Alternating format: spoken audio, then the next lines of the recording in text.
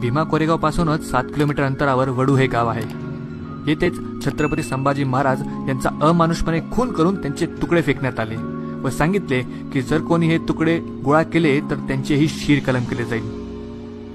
अरे जो 9 वर्ष आदिलशाही, कुतुबशाही, निजामशाही, मोगल, इंग्रज, डच, फ्रेंच यांच्याशी लढत राहिला, झुंजत राहिला, 40 दिवस नरकयातना भोगल्या, त्या छाव्याची अशी दशा पाहून एकही व्यक्ती पुढे आला नाही.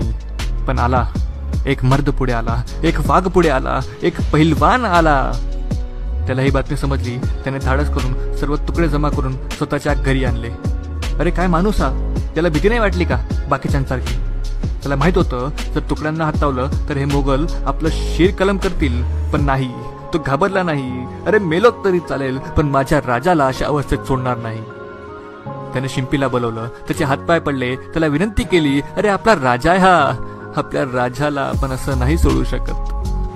मग तो शिंपी ते तुकडे शिवतो. त्या पहिलवानाचं धाडस पाहून त्याचे नातलगही मदतीला येतात. असे 65 जण जमा होतात आणि त्या पहिलवानाच्या अंगणात छत्रपती संभाजी राजेंना अग्निडाग तो स्वतः पहिलवान देतो. त्या पहिलवानाचे नाव होते गणपत महार. होय, एका महार व्यक्तीने छत्रपती संभाजी राजेंना अग्नी दिली. महाराष्ट्राच्या छत्रपतीचा अंत्यविधी असा झाला.